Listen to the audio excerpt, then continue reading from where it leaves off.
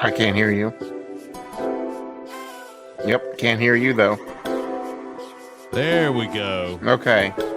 Oh, Derek, what's up, my man? What's up, man? How are you? I'm doing well, guys. Welcome to the stream. Hope y'all are doing fantastic. Let us know how you are down in the comments below. I'm gonna turn this music down. It's like blaring in my flipping ears, bruh. Derek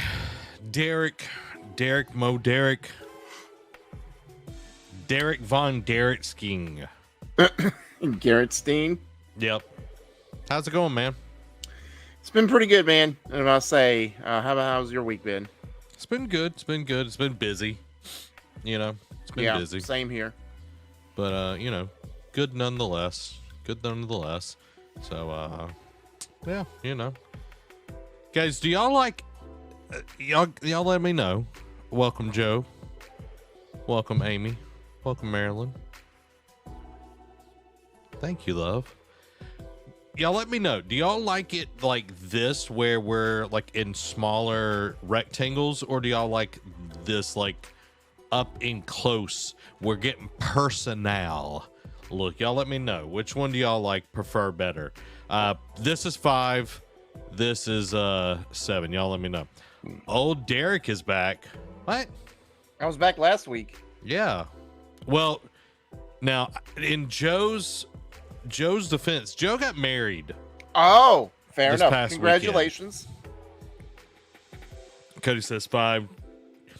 Joe says 5. Awesome. Y'all let me know. 5 is this. 7 is this. Y'all let me know. Y'all let us know. Guys, I hope y'all having a fantastic week. Make sure smack that like button if you haven't already done so. It helps us out in the YouTube algorithms, all that good stuff. We've got an awesome show planned for y'all. Are there going to be rantings? More than likely. Yes. Are there going to be ravings? More than likely as well. Yeah. Is there new stuff that I've got planned visually for the show? Yes. Oh, wow. Yes. Okay. Yeah. Yeah. Did your boy go in and take all the quotes and make them into a nice little thing to put up while Derek is reading when he gets to those quotes? Maybe I did. Maybe I did. You'll have to find out. Did he forget to send me the link to join the show? Yes, he did. Hey, I was like, I know Derek, like, he gets off work and everything. I was like, I don't know where bro is. And like, I didn't check my phone. I went and like the old link we used for last week. And I'm just sitting there like, and hotly anticipating like SpongeBob with the coffee. Like, okay, where he at? Where he at? And that's why I was like, are we using this method again this week? And he's like, oh, I forgot to send you the link. I'm like, all right, cool. Glad it wasn't me. Yeah, you know. Guys, let us know how your weekend was, all that good stuff. We had an awesome Tuesday, Derek. We played God of War Ragnarok Valhalla. Man. We'll talk about that more in the actual show. Yeah. But I want to know, guys, what have y'all been playing? What have you been doing? And if you haven't been doing or playing anything, that's okay. How's the prep for the holiday season? Let's hear that as well. Derek, is it getting crazy in the old world that you live in? Yeah, I'm about to say you could definitely feel it starting to pick up. It's not gotten there yet, but I feel like this upcoming weekend into next week, because was it Christmas is on a Tuesday this year? Monday, yeah. Christmas is on a Monday this year, so I feel like this weekend is going to be the prelude to it, and it's gonna. If we survive it, I'll be another year stronger. Yeah. So this is your second at Publix. Yes, first one with this new store. That's an auspicious occasion, my friend. It is auspicious occasion. It's a busier store. I mean, like I said, Thanksgiving was crazy because, like I said, from about 11:30 till about 6:30, 7 o'clock, we had all 7 registers open. So I can only imagine how Christmas Eve is gonna be. I can only imagine too. I can only imagine. Joe says, been enjoying my honeymoon. We stayed in town, but have been doing things around the city. Well, that's good, man. I'm glad that you're enjoying the honeymoon, enjoying time together. It's a very important time. Very important time. Now, Derek. Derek, we've got an awesome show planned for everybody tonight. E3, dead and gone. It's been limping along. We're going to be talking about that tonight, which is kind of crazy. Like we knew it was there, but we thought it would just keep, on life support for a while. Yeah. Like the dead horse that you think is dead and then comes back to life. Yeah. Got some Game Awards stuff we're going to talk about. Crazy studio drama and God of War Ragnarok DLC and everything. So we got an awesome show, and we're glad that you're all here. Y'all let us know how you are down in the comments below. We're going to get into the show here in just a few minutes. If you haven't already, smack the like button. It helps us out a ton, and share it with somebody. Joe says we saw the Polar Express on the IMAX. I didn't. It kind of makes sense that they're re-showing. I know they're like re-showing Elf and all of that as well during the Christmas season because nobody made any movies this year. Yeah, I mean for good reason. Yeah, exactly. So now, Derek, we are getting into end of the year. We've got one show left, everybody. Yeah. One show left for 2023. For 2023. And that is next week. Yes. Okay. The 21st. That is our final NerdCave news of the week. We will be discussing the year as a whole, all the good, the bad that we've saw in the year as well, and what we want to see next year. Will we have some special guests join us? I don't know. Maybe. Exciting times. Maybe. I know at least one person. Yeah. That is joining us. We might have two. We might have a four. Can you believe that? A 4-person? Man. You'll be outnumbered. You'll be outnumbered because I don't think the others will tolerate your shenanigans. Oh, they will tolerate the shenanigans. They will. This is my show. Exactly. I'm the host of this. I am the captain of this ship. Look at me. I am the captain now. Yeah, and if I've got to play Skull and Bones in February, I'm going to make sure. Oh, you do. I keep forgetting you have to. Oh man, I feel so bad for you. Like, you know what's going to be satisfying though is like, yeah, you have to play it, but he didn't say you had to say you enjoyed it. Exactly. You know what I mean? Like, you can sit there and be like, man, this mechanic is trash. Like, I hate the way you move the ship and everything. Like, you could bash it the whole time. Like, Murdoch still won't win. You know. That's what I'm here for. You will not go quietly into that good night. No. Screaming and kicking will I go. Yes, one show left, guys. It's crazy. The following week, still haven't decided if I'm going to stream regularly. But we won't. Like, news has died down to a murmur at this point. Like, I'm glad we just got what we got for tonight's show. You know what I mean? Yeah. So it's that part of the year. We normally take the last 2 weeks off of the year just because there's no news, right? And just all of that other stuff. So that is what we're planning. Yes, the good, the bad. What's the ugly?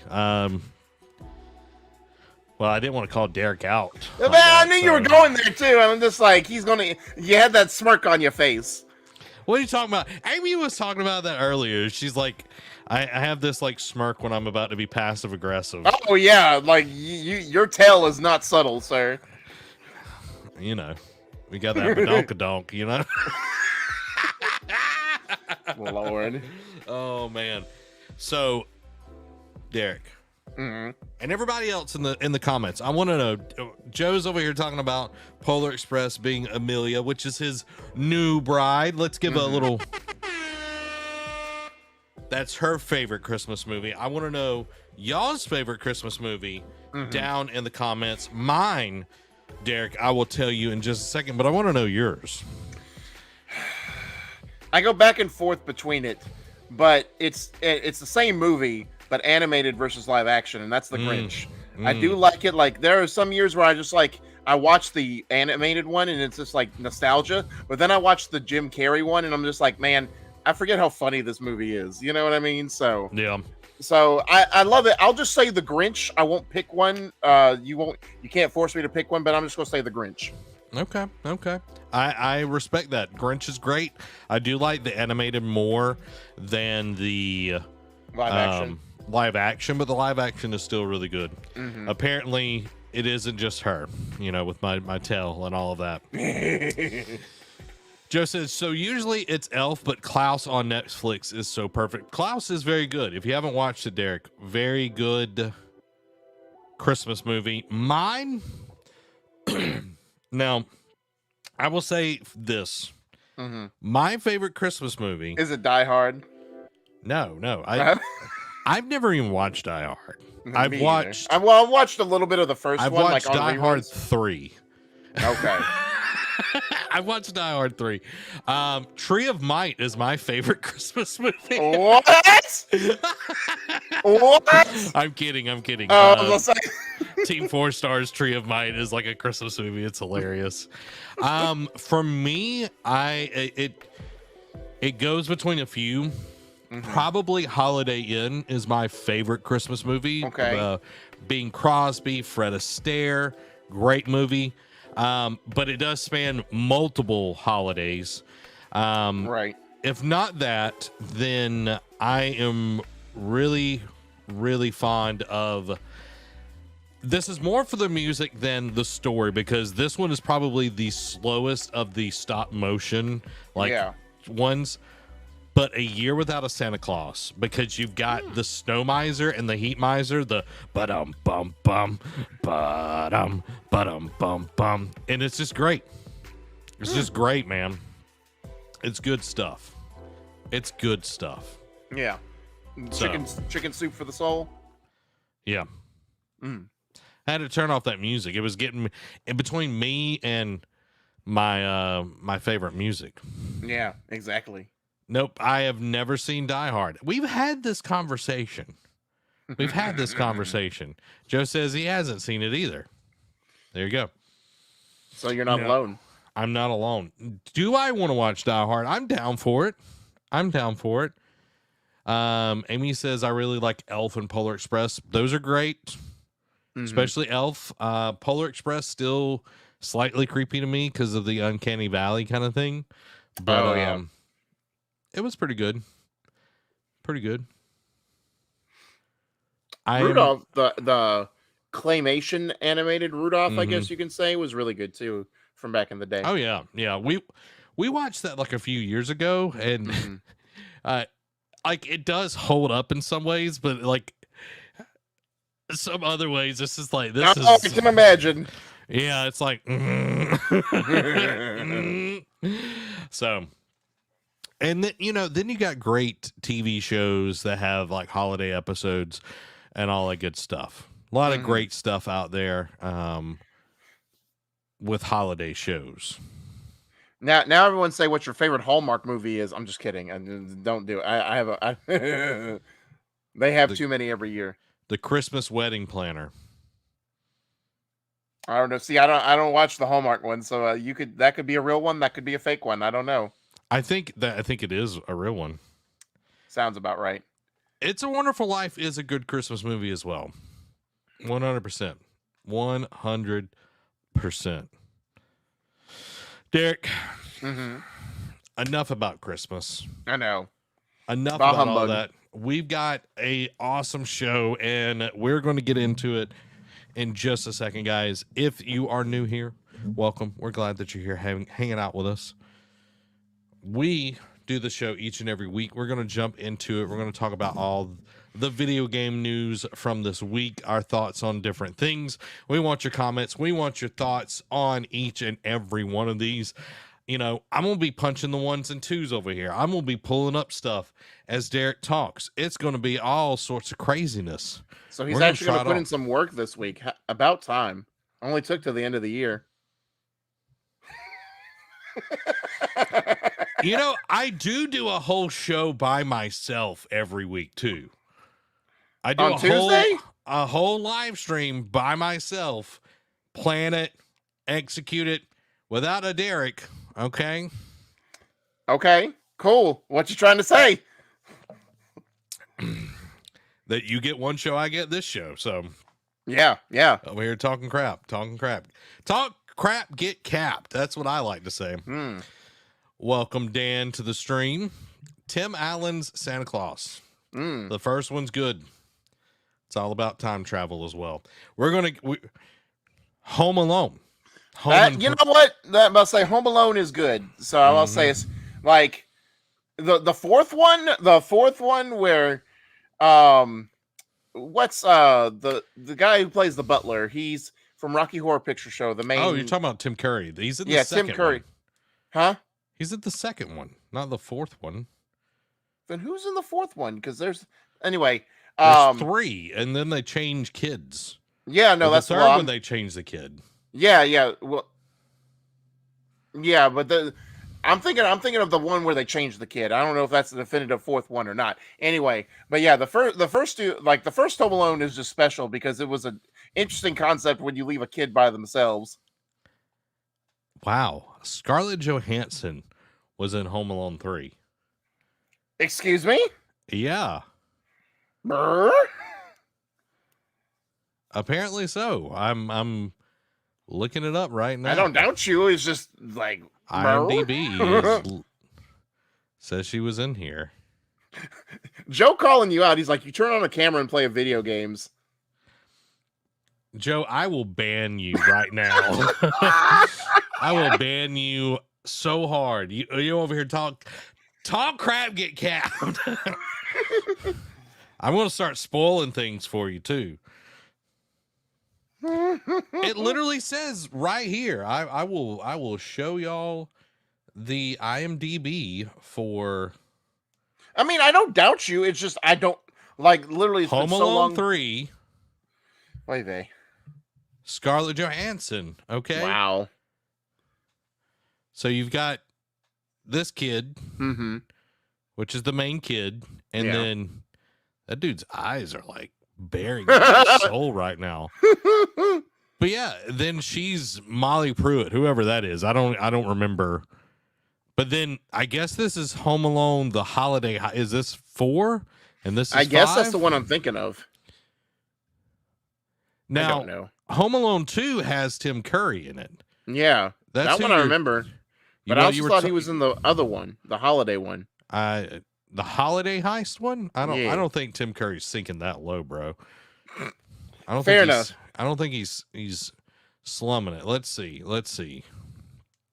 I'm over here saying, okay, we do have Malcolm McDowell and Edward Asner's in there. Wow, okay. Yeah. Yeah, we got a lot of faceless people, bro. Yeah. Huh. Just saying. Home Alone 1 and 2 are the only ones that matter. I agree. Yeah, I agree. Home Alone 1 and 2 are good. Okay. We're now jumping into the news, okay? Yeah. People are here for the gaming, and we're over here talking about all of that. But that's okay, because we chat. We have some fun. But it is time for the news. We want you a part of this. Welcome, Nate. You said howdy. I'll let you stay in tonight. This dude comes into Tuesday stream, dude, and says hello. Mm-hmm. I was like, no, we're not having that kind of energy in here. Nate only gets to say howdy when he comes in. That's it. That's how this works. All right. So here we go, guys. We're going to jump into what is and forever will be the news. We want your thoughts. We want all of that as we go through the articles. Make sure to jump in and put your thoughts in there. We always give Derek a name as well, and he ranks it. So for all the new people, you just got initiated. Amy says, news. That's right. We're getting into the news, guys. Starting in 3, 2, 1. This week, E3 is really dead. Everyone is mad at the Game Awards, and the worst studio of the year goes to... This is the NerdCave News, and I am one of your hosts, Zach Dykes, joined by... Nestled in the ancient woods of Acklamore, there lives a kind-hearted wizard. He concocts a magical soup that possesses extraordinary healing properties. He serves the magical soup with a warm smile, watching as its healing powers bring comfort to those in need. The enchanted soup became a source of hope and health, making the wizard Eldaron of the Cauldron beloved in the hearts of the villagers. Very hard. Very, again, soup for the soul. For the week leading into Christmas, or the week before, well, 2 weeks before Christmas at this point. And it's cold outside. You need the warm soup to warm the cockles of your heart. Yep. So, Eldoran, of the Cauldron. Where are we ranking this name? Well, while it is a good for the soul, it is not good for the top 10, unfortunately. Ooh. Let's see the fifth. Let's look through 11 through 15 real quick. We got Zephyr Zahar the Genie, Inspector Percival Ravenscroft, King Darkheart, General Malachar Voss, Tony the Collector Ricci. I think I'm going to put that. It might be. I'm going to put that out of the top 15. I'm going to put that right below Tony the Collector Ricci. Oh wow! Oh wow! Yeah. Wowsy! Well, there you go, Eldord of the Cauldron. We never ranked last week's name. We never ranked last week's name. Do you remember last week's name? No, but knowing you, it was probably like Gertrude Gaspada or whatever. Something completely pulled out. No thought at all. Your wife's over here giving like great exposition, solid name, and you're just like Gertrude. That just popped into my head. You're just talking lots of crap, bro, because I didn't come up with the name. Okay, it was Gertrude Simmons or the Knitter. Okay. Yeah, Amy, you're killing me, Derek. Hey, I'm just glad I got Gertrude, but I'm just saying, it felt like it was one of your names, but I felt like you picked the name last week. But look at me, I'm Derek. I'm a jerk. Bye humbug to you too, bro. Only to you. Only to you. Mm-hmm. You said Gertrude the what? Gertrude the butt sniffer. Nah, that's not what you said. Yes, Gertrude Simmons, the vigilante known as the Knitter. She uses knitting to keep the city safe and fights crime from the shadows. That's a good one. You know what? I'm going to put that right above Tony the Collector Ricci. Oh. Well, there you go, Gertrude. That's what I'm calling you this week because that's what you deserve. Guys, this episode is brought to you by the Epic Games Store, where you can support us by using creator code NerdCave at checkout. You can use this on free games. You can use this. Derek is banging his keyboard like a madman. I literally had to mute him. Can't even do the ad read over here. You sound like a drum line going off over there, bro. Guys, you can support us by going over the Epic Games Store and supporting us by using creator code NerdCave at checkout. You can go get that Lego Fortnite. You can do the music thing. You can buy all the skins, the V-Bucks, all the racing stuff. The racing. All those cool things. You can go support us over there. Any games that you buy over there, even the free stuff, use our creator code. It does help us out a ton. Thank y'all so much for that. Also, we are brought to you by Coffee Brand Coffee and our wonderful patrons, but more about that later in the show. Guys, all of this does help keep the lights and the mics on, just letting y'all know that. Derek, I know I didn't put it as a topic. I'm going to let you decide. Do you want to start with E3 or the Game Awards, or do you want to kind of meld it in after E3? So I already got ahead of you, sir. I did put it as a topic. It's right after E3, but we can do either one. I don't care. Okay, we can start. That's fine with me. We can start with either one. I don't care. That's fine. That's fine with me, Derek. Okay, all guys, it is time for the gaming discussion. First up, E3 is gone for good. Dead and gone. So the ESA has announced the end of E3 for good, 28 years after the first event took place. In a statement shared on Twitter and with the Washington Post, the ESA said it had decided to, quote, end the Electronic Entertainment Expo after more than 2 decades. After more than 2 decades of serving as a central showcase for the video game industry, ESA has decided to end E3. The ESA remains focused on advocating for ESA member companies and the industry workforce who fuel positive cultural and economic impact every day. In March, IGN reported that almost a year after announcing its return, the ESA had canceled 2023's E3. At the time, the ESA said the 2023 version, quote, simply did not garner the sustained interest necessary to to execute it in a way that would showcase the size, strength, and impact of our industry. It did not mention undertaking the show again in future years.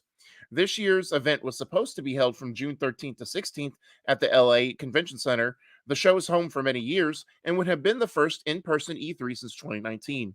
E3 2020 was canceled due to the COVID pandemic, and while a digital version was held in 2021, E3 was canceled again in 2022 in an effort to focus on a quote, revitalized showcase that would set a new standard for hybrid industry events. We now know this will never happen. E3 began in 1995 with a show at the LA Convention Center and stayed at the venue throughout its near 30-year existence, apart from a 2-year sojourn to Atlanta in 97 to 98. It became synonymous with big video game announcements at flashy press conferences. Historically, the likes of Sony, Nintendo, and Microsoft would show up to E3 with on-stage reveals that would send shockwaves throughout the gaming community. From Shigeru Miyamoto appearing on stage with a Hylian shield and Master Sword during Nintendo's E3 2004 press conference to reveal Twilight Princess, to Sony's generation-defining PS4 game sharing announcement, E3 is remembered for bombastic video game news. However, in recent years, more and more video game companies walked away from E3 to do their own thing, even before the pandemic. Nintendo and Sony now use the digital events such as Nintendo Direct and State of Play to announce most of their new products, leaving Microsoft one of the few video game companies that remains committed to making announcements at physical events.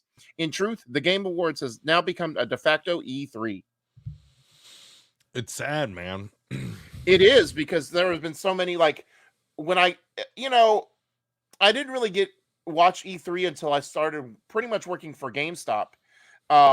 I may have watched like one or two prior to working there, but it wasn't until I started working at GameStop that I started like paying attention to E3, because it was such a big event in summer, because nothing was at that. Now summer's becoming more and more like eventful, but back then summer was just nothing. So it was basically like a showcase, to show what was coming for the fall and beyond, and it was always an event to look forward to. It was always nice water cooler discussions. Like, I can't remember how many times like when we've watched the E3 and how many times we've just like lost our minds for what was shown. I've had a lot of good memories with E3, but like it said, all good things must come to an end. Yeah, and like I know we kind of had this discussion already once this year that it was dead, and now it's like officially dead. Yeah, I'm about to say, yeah. It's funny because, it was on life support, but now they pulled the plug. Yeah, and it was always a dream of mine to go to E3, to experience it, to, Correct. go as, what I've always wanted to do, game journalism and everything. And like now that's not a thing. And I know it's like in the article saying like the Game Awards has become the de facto E3. I would say more like Summer Game Fest, right? But Summer Game Fest has only had its second year, so I think it's still in its infancy. So I think they're waiting. But I think Game Awards has gone on for like we talked about 10 years. So it's got a little bit more leg in the game. Yeah, 100%. And when you look at this, there are, Summer Games Fest has come about to kind of take the place of E3, but the Xbox, PlayStation, Nintendo, all of those are kind of dropping things around that time as well, because that's kind of the norm. It's already built in there that attention is going to the gaming industry. Mm-hmm. So I don't think we necessarily are missing out on like E3. It's still E3 in my mind. Oh yeah. If you will. It's not, nicely packaged. That I think that is one of the downsides of what has happened is the schedule is all crazy. Yeah. And making it a lot more difficult where it used to be, 4 days just jam packed. Right. And that there's good and bad with both of it, right? Because yes, while it was jam packed, it was also like you had to stay on your toes. But I do like the spontaneity of like waking up one day and it's like, all right, there's a direct tomorrow. I'm like, all right, cool. Or like, there's a state of play this week. And yes, it does suck that we can't majority of the time react to it live, but still it's like it's something. It gives us life. It gives us like a new perspective, like especially like when like we have like negative news, like, all right, Unity just laid off 500 people. And then it's like, all right, cool. Now we have like the next thing from Sony to PlayStation. So it's like a breath of fresh air to like when we have anything negative or there's a lull in the industry where there's nothing to play, nothing exciting is happening. So, I do like that spontaneity, but I do agree with you. Like having a set schedule is also nice. Yeah, it just makes it a lot more difficult to like do things like on the channel and Right. everything. But that's okay. I hate that it's gone, but at this point it was just a shell of itself and everything. And, you know, now we can move forward, more people will do things in the summer instead of, oh, is E3 happening? Because that Right. was one of the big things this past summer. It was like we got closer to E3 and they're like, we're still having it, we're still having it. And then Psych. nobody was saying that they were going to E3. Correct. So now we can move on, and Summer Games Fest is going to be a bigger deal. More people are going to want to play in that ecosystem now with Jeff Keighley and everything. Right.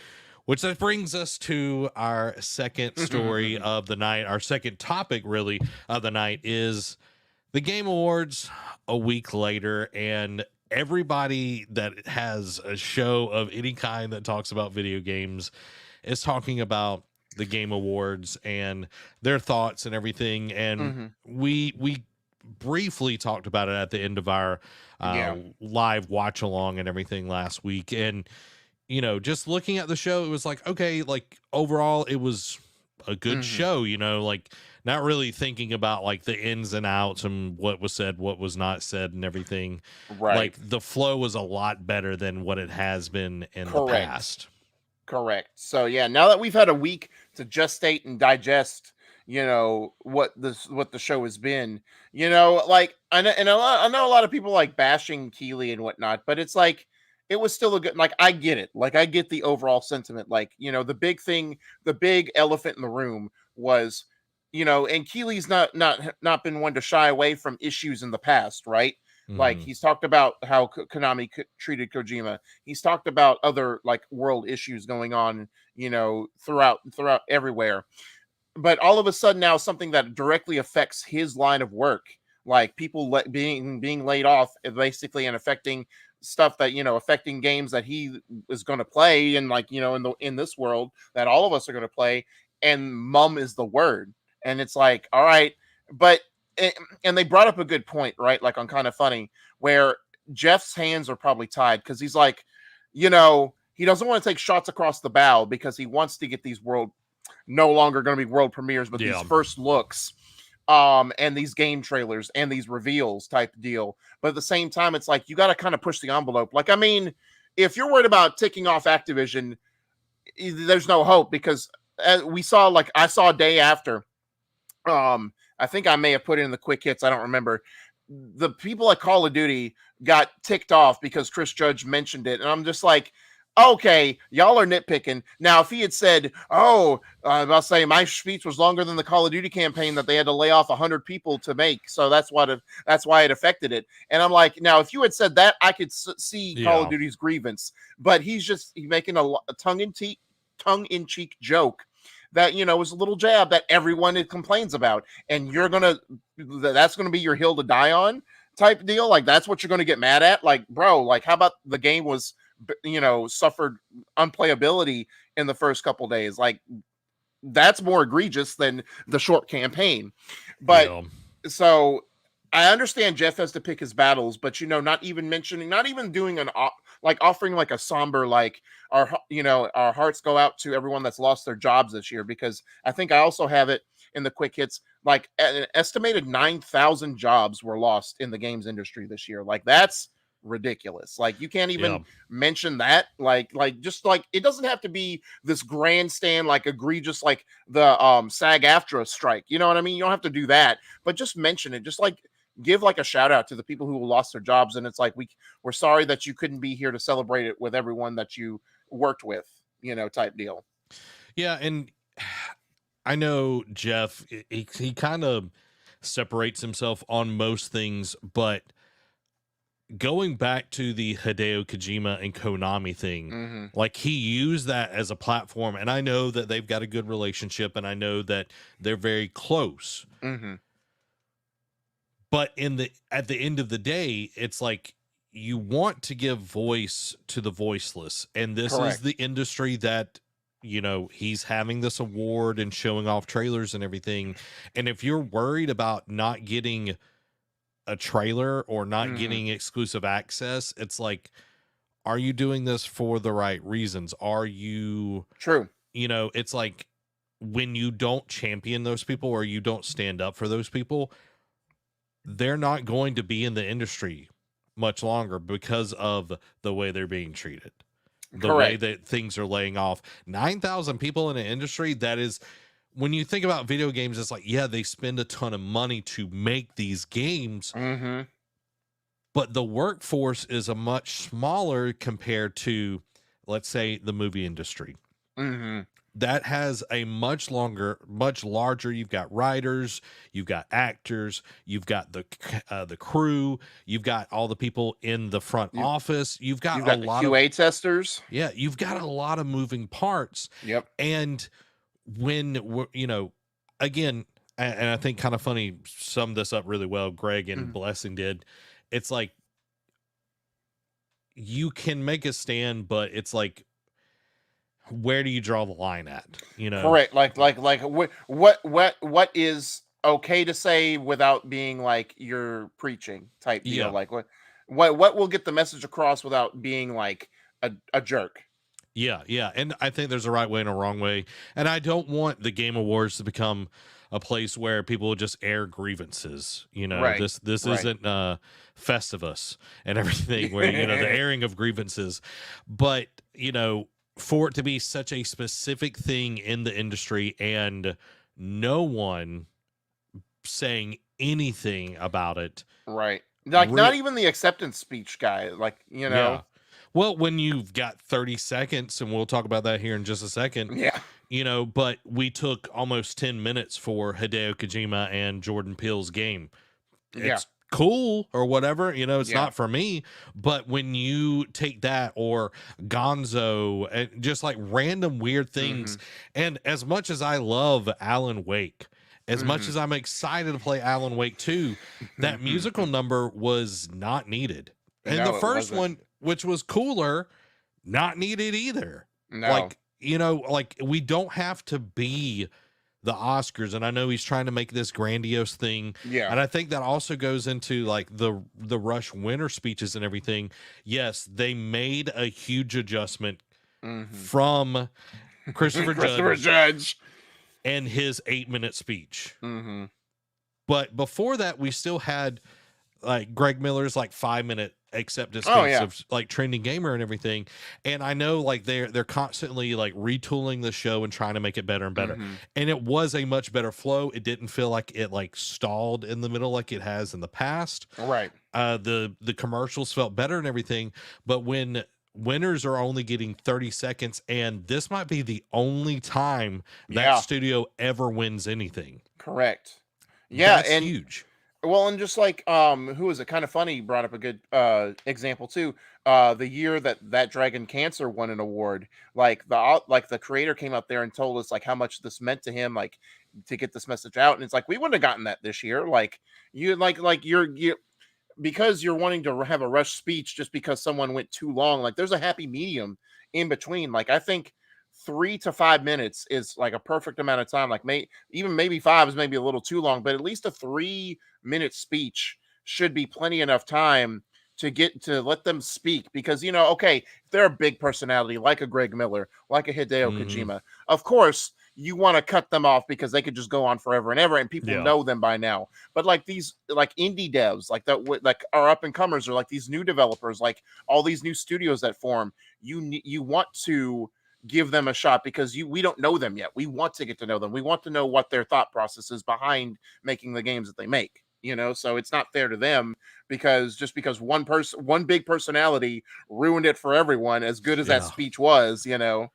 Yeah, well, and it was too long in the tooth. I'd say that to him to his face and everything. But you look at it and like Game of the Year got the same amount of time as everybody else. Correct. I don't think that's necessarily fair when you juxtapose that with Anthony Mackie coming out on stage and yelling at people to shut up. Yeah. You know what I mean? Like that took Yeah. so long for him to just shut up. I love you. I love you. Shut up. I love you. Like Hmm. you're an actor. Ignore them. Yeah. I'm sorry. Like I'm just Well, no, I calling. think you coined it though. He's wanting his Keanu Reeves moment. Exactly. Like I said it during like the stream. I was like, he's wanting that same kind of moment that Kiana had and everything. Hmm. And it took away from the and he's like, oh, Yeah. I'm gonna plug my show, we got a new season. It's like, that's cool or Yeah. whatever, but and And then yeah, it's based on a video game. I get that, but at the same time, like that could have been like a commercial announcement. yeah, and then I can't remember the dude's name, plays in Shang-Chi or whatever, like, Oh, Simu Liu. yeah, talking about his leg. I don't care about your leg, bro. Like, yeah, you've got a boot on, whoop-de-doo. Like the people that deserved recognition didn't get the recognition, and then you've got Timothy Chalamet come out there, Yeah. and it like, Which felt so lackluster, by the way. yeah, it's like he was like, I'm here, I'm getting paid, and I Yeah, know exactly. I know where it comes down to. It's like they're needing these bigger names to make the Game Awards seem like a bigger deal to help sponsorships and all of that. Yeah. I understand that. Yeah. And Alana Pierce, I was listening to her talk about it. She's like, it just feels like gaming is not cool enough for the Game Awards. True. True. And that's Jeff's thing. Like, and that's what, like, even Greg Miller speaks on it. Like, they want to make sure they want this to be just as important as the Oscars, as all that. Mhm. But now I think Jeff's cutting off his nose to spite his face at this point, where he's like, "Hey, I want to make this serious, but I need big names." And again, he takes a lot.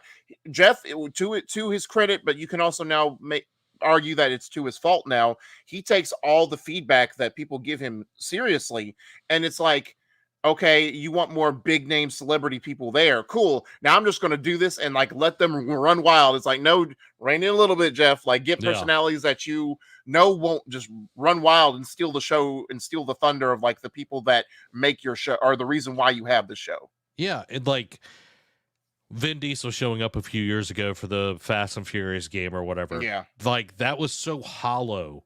And Right. to Amy's point, it was weird to have so much Hollywood that was not part of games when you literally have Phil Spencer, Doug Right. Bowser, Reggie Fils-Aimé was there. Yeah, he was there. You've got Shuhei Yoshida was there. I know, full of grace, guys. You've got these living legends in the industry there, and they're not even acknowledged. They're not the ones presenting. Like Sean Layden presented Trending Gamer when Greg won it that year. Yeah.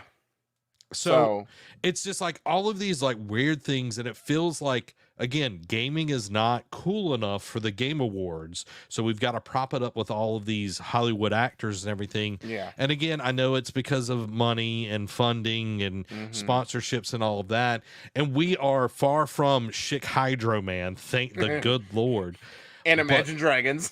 And imagine, well, I'm sure we'll get those again next year, but to the point, I was listening to Greg and Blessing talk about this day before yesterday, I want to say, and they're like, for the people that are saying, oh, we want, the awards to matter and everything. Yeah. It's like, why don't you watch the DICE Awards or the Golden Joysticks or all of this? It's like, if you really care about that, then you should watch those, because you can argue DICE is just as big as Game Awards. Yeah, like it's actually put on by the developers. Correct. And it's like, okay, that is really interesting.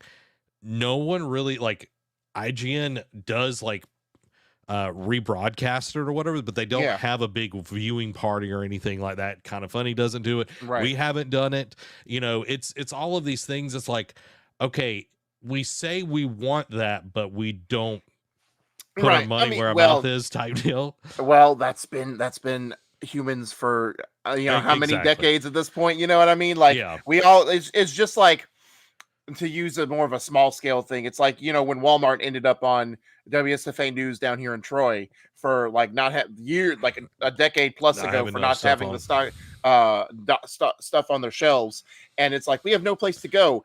You do have places to go, you just choose to shop at Walmart because it's a big brand. Yeah. And, I think the appeal of the Game Awards is it is this big thing. It is the spectacle. Correct. You are going to see a lot of trailers.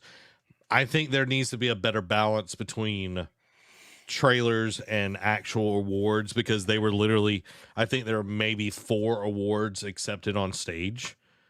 And It felt like maybe a few more than that, but yeah, it was not in years past. The amount of accepted awards was very low this year. I do agree with you. so compared to last year, like it was super rapid fire stuff. It was just like, Oh yeah, like several of those.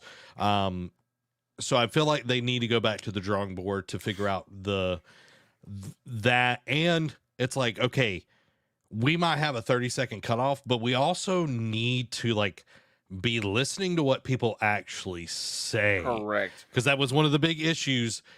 Larry in Studios was talking about a member of the team that passed away. Yeah, And boom, they hit them with the get off the stage music. correct. Right when they were talking about someone that died on their team during the production of this. And I was like, take a social cue, my guy. yeah, and it's like, I know you got a job to do, but you can also feel the room. Yeah, exactly. And to Jeff's credit, right, he did come out like a day or two after and he said, guys, you're right. The acceptance speeches were too short. We're gonna work on that for now. Like granted, because Jeff's MO is just basically like, all right, what feedback do you have? And we'll take it in. And he doesn't really address like openly on Twitter. It's like, all right, we're gonna fix this. He waits till the couple months before the Game Awards to talk about it. The fact that he's already addressing it not even 24 hours after the award show means that it's like, all right, I really screwed up on this part. I will definitely make sure that's priority number 1 fixed for next year. Yeah, and like I'm glad that they did have like up security and everything, but it only allowed like 2 people on stage, so like bigger teams couldn't go up there and everything. And I know like Game of the Year, that's where we had Bill Clinton Rabbi guy sneak up there and everything, because it was a much bigger group. It's kind of like when you win movie of the year, the Oscars and everything, like the whole people that are there for that movie go up on stage. So I think there's some play there and everything. But going forward, I know Jeff will listen to it, and like there's a lot of discourse going on about this and where the Game Awards are and everything. I'm curious to see what we get next year. I know it will be, we might get a huge swing in one different way, because a lot of times you hear a lot of the same thing and it's the vocal minority. Correct. Which I think that we got a huge swing from Christopher Judge to 30 seconds for everybody to talk. Yeah, exactly. So just meet me in the middle. That's all I expect. 4 minutes. Meet me in the middle. Like meet me until the coffee gets cold. You know what I mean? Like, just wait until the coffee gets cold and then we're good to go. Because, guys, we are brought to you by Coffee Brand Coffee. Exceptional coffee with no gimmicks and no politics. Customer satisfaction.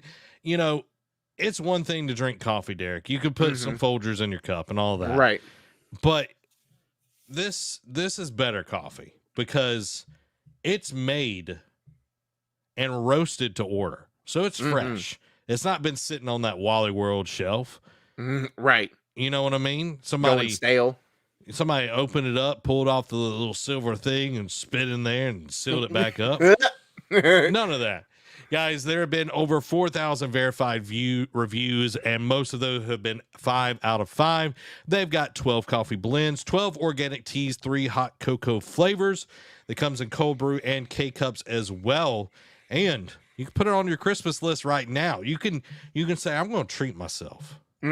Treat yourself. Guys, they got marshmallow hot cocoa. How would that be with this cold weather, just bundled up in your cable knit sweater? Got some hot cocoa. If you like medium roast coffee as well, or if you like some tea, like Amy got the chai tea, it's a little sweet, I will say. You don't need to put a lot of honey in there. So, guys, elevate your coffee game and your experience right now by using Coffee Brand Coffee. Use code NerdCave at checkout. The link is also in the description below to get 5% off your order today. Now, Derek, I also said till the coffee gets cold. It's also a book about time travel. Haven't checked it out yet, but it sounds very interesting. You do like your timey-wimey stuff. I do like my timey-wimey stuff because time is the thing you can't get enough of. Correct. You never can get more of it. You know who wished they had more time, Derek? The people behind the day before? Yes. The day before, studio Fntastic announces closure just days after early access launch. Game becomes unavailable for purchase. In a bizarre update to the long day before saga, Studio Fntastic has announced its closure just days after the game's launch in early access last week. Quote, today we announced the closure of Fntastic Studio, the company said in a statement on Twitter. Unfortunately, the day before has failed financially and we lack the funds to continue. All income received is being used to pay off debts to our partners. Fntastic adds that the future of the day before and prop night is unknown, but the servers will remain operational. It has since been delisted from Steam. The statement also makes a point to note that, quote, we didn't take any money from the public during the development of the day before. There were no pre-orders or crowdfunding campaigns. We worked tirelessly for 5 years, pouring our blood, sweat, and tears into the game. Publisher Matanya wrote in its own statement, quote, we are sorry for the fact that the game didn't meet the expectations of the majority of the players. Today, we will work with Steam to open up refunds for any players who choose to make a refund. We're in contact with Fntastic regarding the future of the game. Still, the closure comes after fans still did spend money on it, with it costing $40 in early access. Some players were already asking for refunds, however, even before today's closure news. The long controversial game's early access launch was a rocky one, to say the least, with the Steam page being flooded with negative reviews. Not only was the day before plagued by bugs and server issues, and there were also complaints that it wasn't even what was initially advertised. While labeled as an open-world MMO, many were quick to point out that it's actually an extraction shooter. The backlash was so bad that its player count dropped almost 90% in 4 days, and it soon entered Steam's 10 worst reviewed games of all time. That troubled launch followed an already controversial development period. Fntastic first revealed the day before back in 2021 with a 5-minute trailer, stoking excitement for what seemed to be a vast zombie apocalypse MMO. The cracks, though, quickly began to show, particularly surrounding the studio's use of unpaid workers. The team defended the practice back in 2022, saying the company's values are built upon the idea of volunteering, which means that every person who works or volunteers here is doing that willingly. It too faced multiple delays, copycat allegations, and even a trademark dispute. By 2023, much of the community had turned on the day before, with many even accusing it of being a scam. So, let me start off by saying, like, I didn't know about the volunteer workers, which, all right, that's a load of crap. Like, in an industry where people got laid off, like, this is just as bad, honestly. Like, not getting paid is you're a terrible human being. But like, just, you know, this is a summation of it, but the telltale sign, like the nail in the coffin, was when I saw that, because let's be fair, I don't remember when I saw it. Like, I don't know if it was Game Awards, I don't know if it was like Game Fest, or something in between, excuse me, but I remember seeing this and it gave me Division vibes, you know, because I don't remember being an extraction, but it was like, you know, the crouch down, like all this, but, you know, the zombie Division type deal. And I remember being excited, but then mum was the word for years. And now all of a sudden it popped up in early access, and I'm like, oh, well, cool. Like, hopefully it does well. And then I see IGN give it a 1 out of 10. How many 1 out of 10s do you see IGN give games? Not many. And that was all I needed to know that this game. And then it was like player count dropped 90%. They closed the studios, which is even more layoffs. Like, even though it doesn't say layoff, like, it's more layoffs. Like, man, right before the end of the year, we get like 2 more, because I know Free Radical officially closed its doors this week as well. But it's like, close your studios and offering refunds. I'm like, man, I'm glad I did not waste my time with this game. Like, it's just sad to see that this all happened, and like now you're reading like the back history of it. This long development cycle, and it's like, man, like, why did they even mess with this? Yeah, it's very interesting to see. I'm showing like some gameplay right now. Like, yeah, it looks very, like you said, very Division-esque. It looks like it's going to be this super cool thing or Yeah. whatever, and like looks high end. But I've been seeing like people play this on Twitch and everything, and Oh yeah. on TikTok actually, and it looks nothing like this. And Was it a you know, Watchdog scenario where they downgraded it? I think so. Like it's. I think it goes back to like you can tell when a game is going to be bad. Right. Like when if it overpromises all of It's gonna these underdeliver. things. Yeah, when it's overpromising, especially when it is a company that you do not know. Correct. It's an unknown. It's an unknown, and I know I just said do not know and everything, but then you think about Skull and Bones. I know I'm throwing this under the bus again and everything, but Skull and Bones, it's like that's in the same kind of place. It's like it's been in this weird development cycle and everything, and Right. then you get people giving away free work and all of that. It's like they're volunteering. Right. I'm sorry, dog. Like that makes me feel the ick about this Yeah. game, and the way they've acted, like it feels super weird. Like Hmm. how all of this has happened and everything. And in such a short, like not even a full week, you know what I mean? Like this Yeah. happened, like you gotta think they were hemorrhaging because they said they took no crowdfunding, no GoFundMe campaigns, all that Hmm. kind of stuff. Um, so you gotta think they were hemorrhaging money, and this was like their gasp to like stay afloat. And since it bombed so hard, they're like, well, we gotta close, guys. And it's sad because if let's just say for the sake of argument, it is true, right?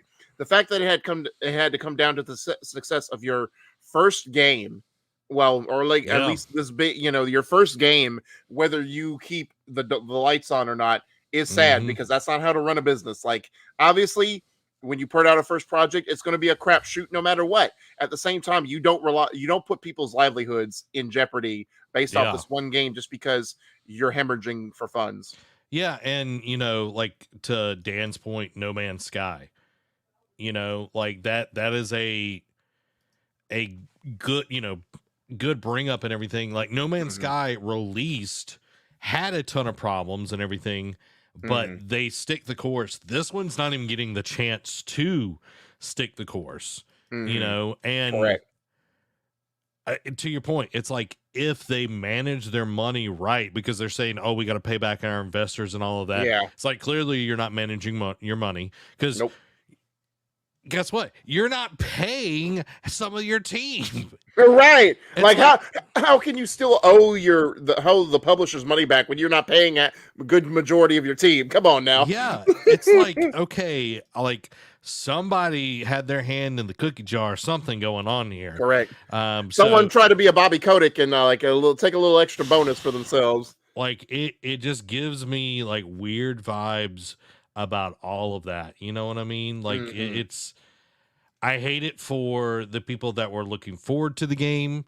Right. The people that worked on it that had, weren't in the executive C-suite kind of Hmm. stuff. Like it's Relying not on their the feed fault. the family.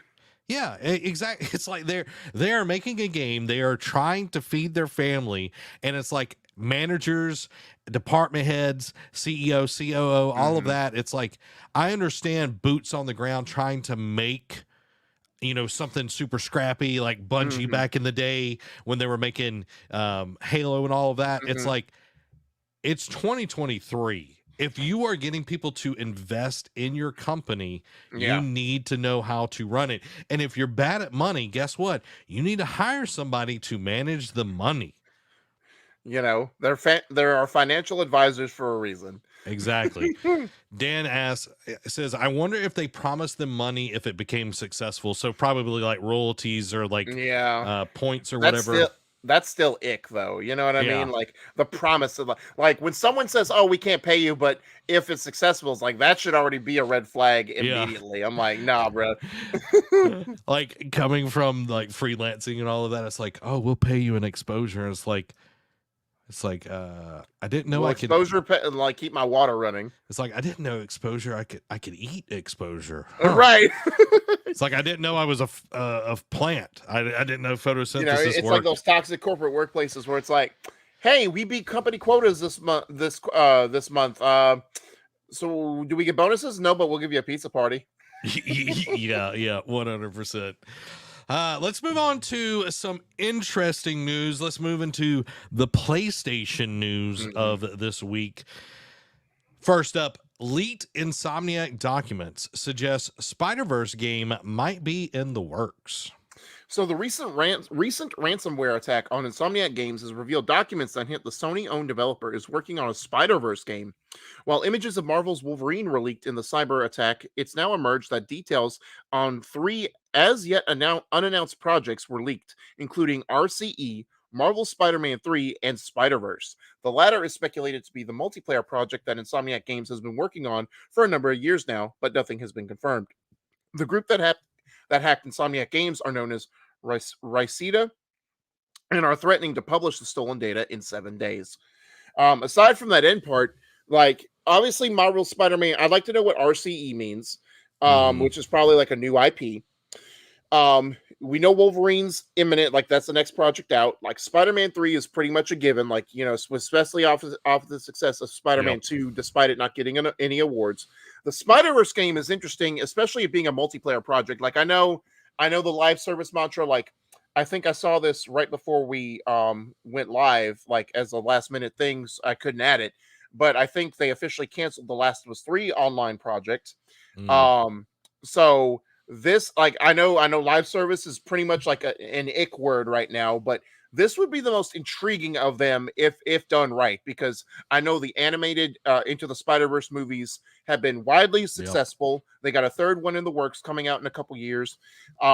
This would be the most intriguing one, especially with like the vast multiverse. Like, you know, even if you can create it now, how the multiplayer aspect would work, like that's what I want to know. But it would at least tickle my nose just enough to get me to at least want to invest in this live service game.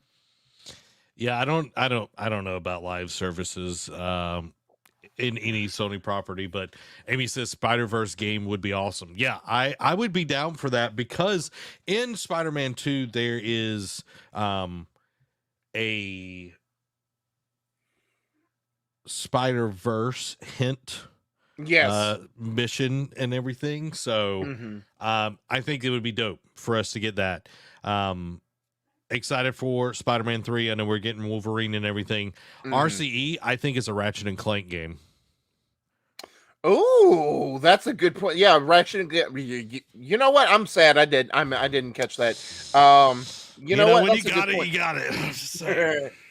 So, I mean, it would be like by the time after Wolverine, depending on when Wolverine drops, enough time will have passed that it would be time for another Ratchet and Clank game. You know what I mean? Because Rift Apart was so good. I need to go back. I need to go back and play it. I know I need to. Right now, I'm just trying to bang out as many 2023 games as I can before the end of the year. Well, you got 17 days, my guy. I know, man. I know. Dan asks, will it be a retelling of the movies, or would it be its own altogether? I think we might get some of the movie aspects. Oh, yeah. There'll be tie-ins for sure. Yeah. Like, if you watch the newest Spider-Verse movie, Across the Spider-Verse, I think this. Yeah, it's Into and then Across. Yuri Lowenthal's, there we go. Spider-Man is in the movie. I remember seeing that because I'll say I remember that, like, that article coming out like a month after and be like, oh yeah, this Marvel Spider-Man is a cameo person. I'm like, oh, that's cool. Yeah, so I think it will be in there because they've already kind of put it in there. Oh yeah, but I don't think we will necessarily be playing from the perspective of Miles Morales, that version of Miles at least. Right. So I'm excited though. I love the Spider-Verse. I've really enjoyed like them putting in the costumes in the games and then having an effect in the animation where it makes you look like you're in the movies and everything. I think it's super, super cool. Yeah, I was about to say that it's that quality of life stuff. You know what I mean? Like, yeah. And guys, if you haven't played Spider-Man 2, Marvel Spider-Man 2, and you got a PlayStation 5, go do play yourself it. a favor. Yeah, go play it. I've What are you doing 100% with your it. life? I've 100%ed it. You know what I mean? Yeah. Like, don't be like Derek. Don't be like Derek. Who beat God of War first? Who played Valhalla first? Okay, that's a DLC. I'm talking about the meaty game. That's all right, man. It's all right. Can't always be first. If you're not first, you're last, Ricky Bobby. Yep.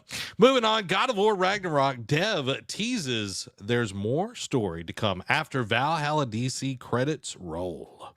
So, after players battle their way through the just released Ragnarok DLC, one of its developers has teased there's more to come from the story after the credits roll. The Valhalla DLC adds a roguelike mode to Sony Santa Monica's hugely popular action adventure, but it also contains a surprising amount of story, which was the focus of senior writer Orion Walker's post on Twitter that certainly set the cat among the pigeons within the God of War community. Quote, you really think the credits are the end of the story? Come on now. What's Walker teasing here? IGN won't include Valhalla spoilers here, but it's worth noting the DLC serves as an epilogue to the events of Ragnarok, and it seems the DLC's credits are worth soldering through too. Some fans are taking Walker's comments as a fun hint at a third God of War game in its latest version of the series.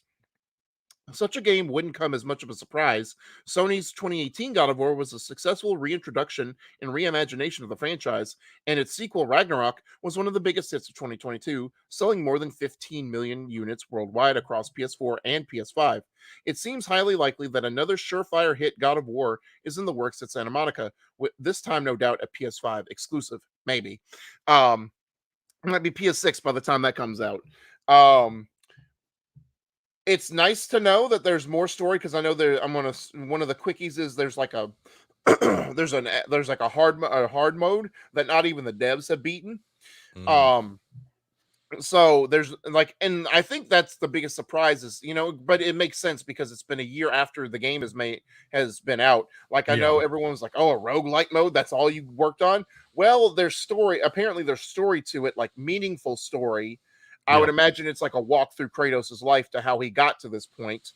But the fact that there's story means that they took this with care. They didn't just throw it out, especially because it's free. Even Jason Schreier posted an article yesterday, was like, I can't believe this thing is free. This thing is great. But and I think it's also a hint of like, because there's been rumors swirling around that yes, this is just to stave off people, to satiate the fans who want more God of War while they work on an actual like meaty side story, a la a Miles Morales or a Lost Legacy. Yeah, like playing it on Tuesday, which I did on the channel, which was my first foray into playing something like it and everything on the channel. Correct. It is really, really good. Okay. I will say it is really, really good. The story elements are nicely strung through there. It is definitely a challenge to be able to get through. But I think it is really good. Like, this is me playing it on Tuesday and everything. But storytelling's great. The graphics, this looks like poop right now, but that's okay. It's not downloaded. But I absolutely loved this. I was enthralled. I played like two and such hours and got a good way through the story, but I know that there is a lot more to it. So I'm glad that we're getting a continuation of the story. There's some things I'm not going to spoil or anything, but it is so worth the time to put into, because it is roguelike. You're having to figure out the systems that are in place, the way things kind of unlock. There's different doors that give you the potential of getting more power-ups. You can unlock things during your run, and then you can also upgrade Kratos outside of your run, where it goes across all of them. Wow. So just the combination of everything and getting to go back into this world So good, man. Like I can't wait for you to jump in and play Yeah. some more of it and everything. So I'm looking forward to it because I was the intention was to download it on Tuesday and play it at the same. Then I got a call, be like, "Hey, you want to get some overtime and go work at another store?" I'm like, "Sure, why not? More money is good." more money is always good. So I can't wait for more God of War Ragnarok. It's going to be so good. But the thing that is right now is some PlayStation quickies. Derek, hit us with them. All right. Starting off, rumor Sony is internally expecting PS5 Pro specs to leak this month due to dev kit distribution. The PS3 will be the last 7th gen console to have an active digital store as of July 2024. The PlayStation Portable debuted as 4th best-selling hardware in the US for November. As Dusk Falls is coming to PS4 and PS5 on March 7th. Final Fantasy 16 producer says he's, quote, not expecting to develop a sequel or spinoff to the PS5 RPG. Little fun fact here: Gran Turismo 7 wins out against Forza Motorsport and Digital Foundry face-off. HBO's The Last of Us makes history as the first live-action video game adaptation to be nominated at the Golden Globes. Insomniac pushes Spider-Man 2's next big update into early 2024. God of War Ragnarok's Valhalla DLC has an endgame challenge so hard nobody on the dev team has completed it. And lastly, Ragnarok Valhalla serves as the epilogue to the base game. Like playing Valhalla makes me just want to go back and play Ragnarok again. I know. It almost made me want to go back and play God of War 1 again. But thankfully, like in Valhalla, the language is way less than what we got in the base game and everything. Yeah. Well, yeah. It's just Mimir and Kratos, you know what I mean? Like, no one else, no extras are there. Yeah, 100%. I can't wait for you to experience it because I don't want to spoil anything. I don't want to spoil the surprises, but I'm absolutely loving it, and I can't wait for more. I can't wait to jump back in. Tuesday I'll be jumping back in because I think I can finish it, the story at least. Okay. I know I've got at least another round or two to go through. Okay. To be able to get as far as I possibly can. So, that's where we're at. That's where we're at. Guys, it is time for the quick hits, and the quick hits are brought to you by our wonderful patrons. Become part of the ship, part of the exclusive crew, going over to patreon.com/nerdcave, supporting us there. And if you don't have any dollars to toss our way, you can actually join our Patreon for free, and you can see the free updates that we post there and everything, kind of keep in the loop. And what we might do, guys, I think I'm just putting this out there. Derek doesn't know anything about this. Okay. This is right here, right now, as the song once said. Shooting from the hip. I feel like I'm going to put some polls up for our end of the year for like y'all to vote on. So if you're not a Patreon supporter, that's okay because they'll be all on the free access tier and everything. So you can go over and vote. So we might do some, best, the People's Choice Awards type deal. You know what I mean? Yeah. That way y'all can vote on your favorite game of the year and all that good stuff. So if we do that, I'll put links on all the places and y'all can go vote and join over on the Patreon. But without further ado, let's jump into the Patreon quick hits. So first off, Alone in the Dark release date has been pushed to March 20th. Tekken 8 Year 1 character DLC lineup reportedly leaks, including returning favorites and new fighter. Prince of Persia: The Lost Crown has a demo coming 1 week before launch. Brothers: A Tale of Two Sons Unreal Engine 5 remake revealed and is releasing on February 28th. Narrative adventure Open Roads gets a release date of February 22nd. Pokemon Scarlet and Violet brings your favorite starters and legendaries to return in new Indigo Disc trailer. Warhammer 40,000 Space Marine 2 release date has been announced for September 9th. That is the furthest out game that we know in 2024 already. That's insane. Suicide Squad Kill the Justice League offline mode is coming post-launch. in a weird decision. On a positive note, Jason Isaacs will voice Brainiac in Suicide Squad. Rumor, ex-Sony dev says Marvel's Blade is not exclusive to Xbox formats. Chris Judge's joke about Call of Duty Modern Warfare 3's campaign didn't go over well with the Call of Duty devs. Following that, Modern Warfare 3 free multiplayer trial confirmed for today through the 18th. Jeff Keighley agrees that winners weren't given enough stage time before music. Assassin's Creed Mirage Permadeath mode delayed to early 2024. Hello Games confirms it's rerunning all this year's limited time expeditions. 9,000 games industry jobs are estimated to have been lost this year. Fortnite Festival Season 1 is live, and Epic confirms Rock Band controller support is coming. Epic still wants Nintendo characters in Fortnite. Sega says creators of Jet Set Radio are involved in Reboot. Epic has won its antitrust lawsuit against Google. Excuse me. The Indiana Jones game being an Xbox exclusive, quote, financially and strategically made sense to Disney. PlayStation vet Mina Kato, now Xbox's director of Japan partnerships, is telling studios to look beyond Sony and Nintendo. Starfield city maps and new ways of traveling teased by Bethesda. Hogwarts Legacy could end 15 years of Rockstar and Call of Duty dominance for best-selling game in the US. Mortal Kombat 1 crossplay multiplayer is launching in February. And lastly, Fallout Next Gen update delayed to 2024.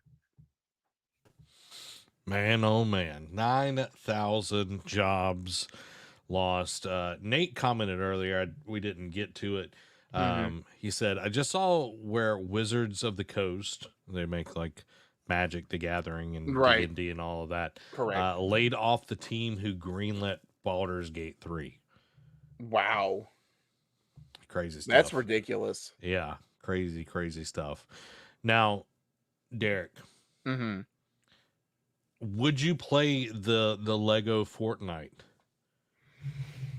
That means I have to download Fortnite, man, and I don't know if I want to do all that. Like, the more I see it, and the more I'm like, I do like Lego. I know, and it does strike a chord with me too. But I'm just like, I don't want to download Fortnite. Like, don't get me wrong, it's been a good good game for a while, and I respect it. At the same time, you're not going to get me to fall over and bend the knee. Okay. So, like them being Epic, you know what I mean? Not you personally. Yeah. What if we played together? And no, that still means I have to download Fortnite. Could be fun. Could be fun, though.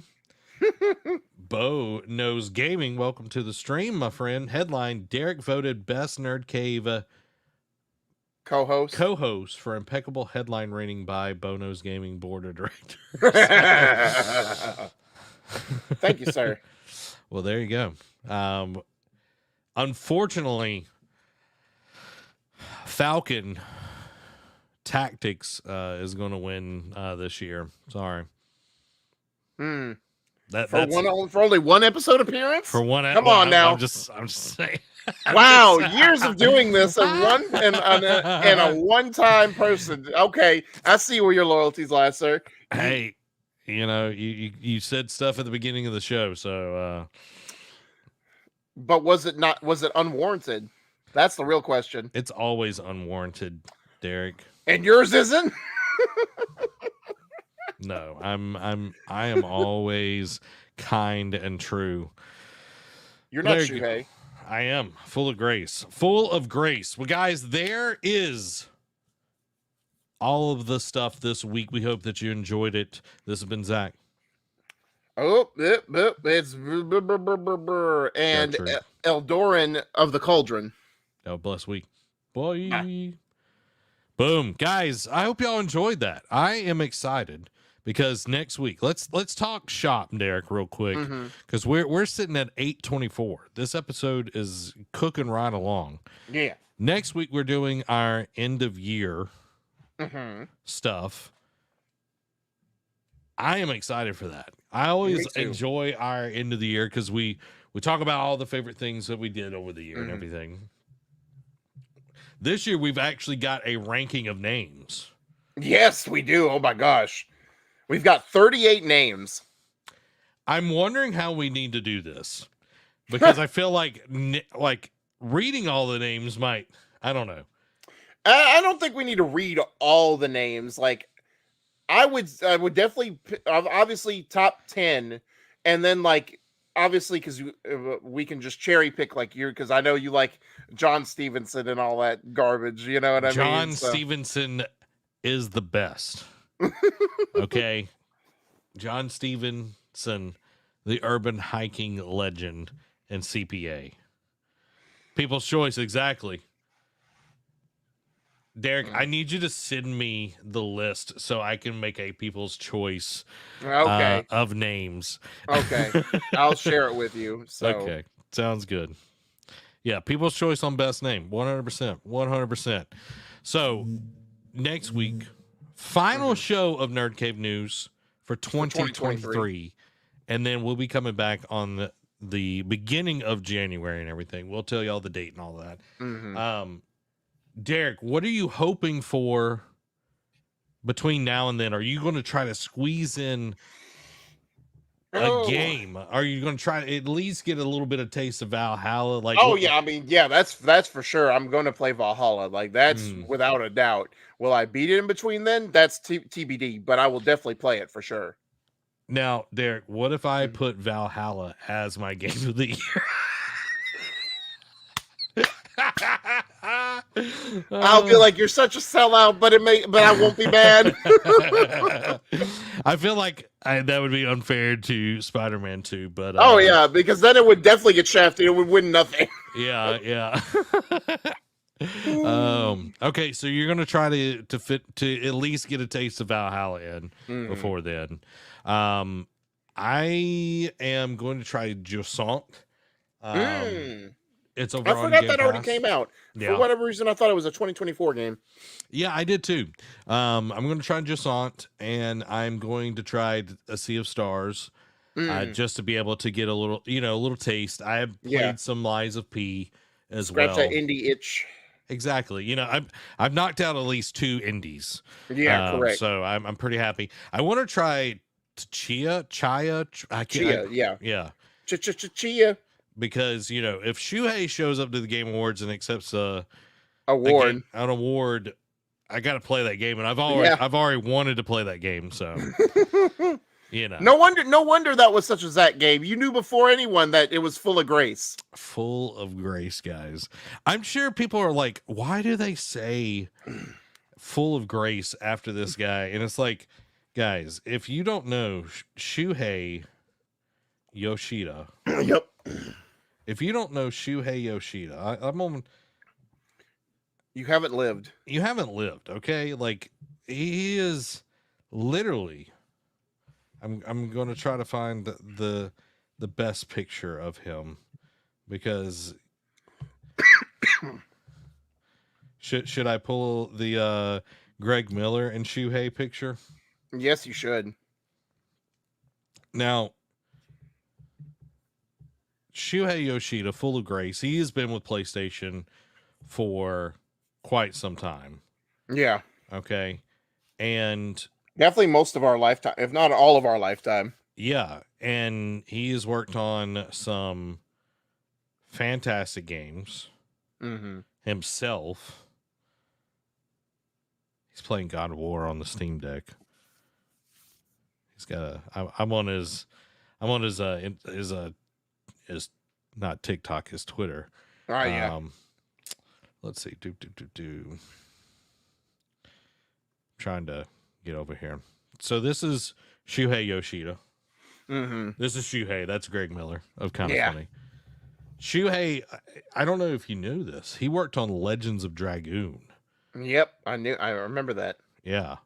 But Shuhei is full of grace, guys. All right. He is the nicest guy in gaming. Like him and Phil Spencer. You know what I mean? Like those two, Shuhei is full of grace. All right. But Phil Spencer is for the people. Yeah.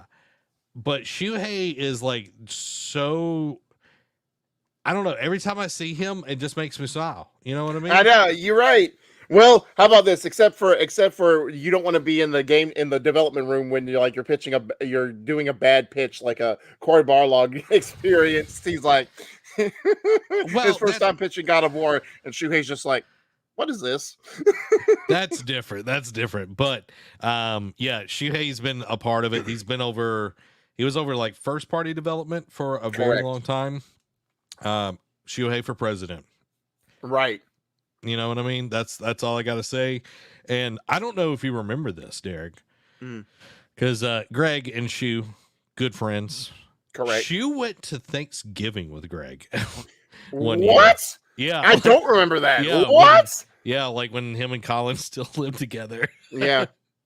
That's crazy. They had like Thanksgiving together. I'm like, okay. Cool. Yeah. Weird flex, but okay. Yeah, exactly. So guys, that is Shuhei Yoshida. I'm trying to find the Full of Grace picture. Full of Grace. I'm not seeing it, Derek. I'm not seeing it. Hold on. I'm not seeing. Guys, we're okay. Here it is. I got it. Okay. I got it. Here we go. Y'all ready for this, guys? Yoshida's head on the Pope's body. I have not seen this. Oh wow! All right.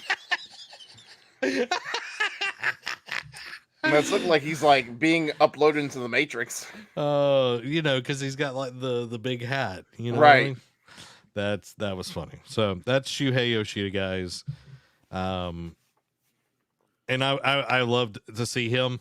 It's like Shu's getting old. You know what I mean? I know.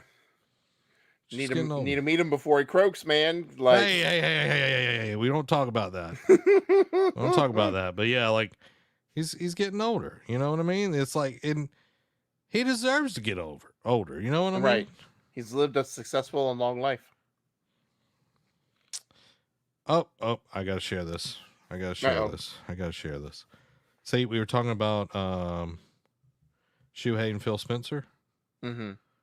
Oh wow. Shuhei and Phil Spencer. Mm-hmm. Hello, friend. See what I mean? Full of grace, guys. Full of grace. All right. Well, that's Some saying he might be the best of us. I would say like when it really comes down to it, it's like we got Jesus, right? There's nobody here, okay, for a really long time. Shuhei Yoshida is like the top of like where everybody else starts, right? But there's all of this. We're all trying to fill this gap, but Shuhei is like at the top. Fair enough. I agree with that. Everybody's like, why do they keep talking about this dude? Because he's full of grace, guys. All right. Now, Derek, I've had a good time. Me too. I've had a good time. And guys, I hope y'all have had a good time as well. If you haven't already, smack that like button. And we're glad that you've been here. But this is going to end the show, guys. I love y'all. I will see y'all later. This has been Zach. And Derek. Y'all have a blessed night. Bye.